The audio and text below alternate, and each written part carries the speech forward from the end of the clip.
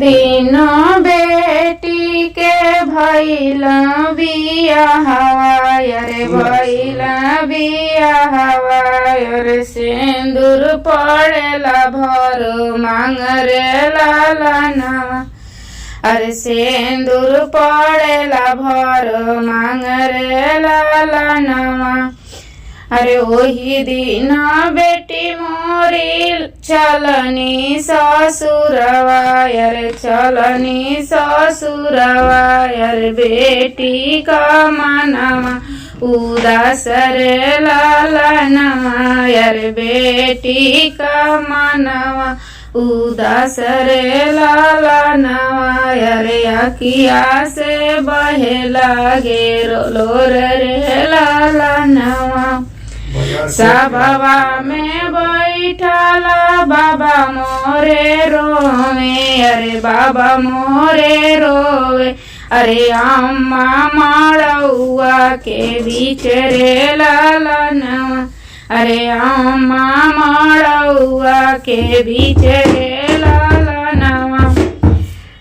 दुआरे जे बैठला भैया मोरे रोवे अरे भैया मोरे रोवे अरे भाभी आंगनवा के बीच रे लालनवा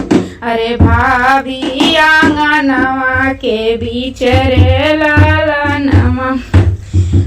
अरे अपने पिया के घर जाऊ ए बेटी अरे जाऊ ए बेटी अरे हंसी खुशी रखिया परिवार रे लालनवा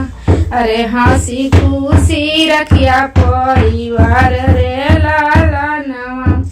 रोवे ना चाचा रोवे नी चाची रोवे नी चाची अरे रोवेली बहिनी तुहार रे लालनवा अरे रोवेली बहिनी तुहार रे लालनवा ना बोले सुगना और ना बोले मोरवा और ना बोले मोरवा अरे नहीं करे मैना पुकार रे लालनवा अरे नहीं करे मैना पुकार रे लालनवा बाबा जे आपन बाबा जे आपन बेटी समझावे अरे बेटी समझावे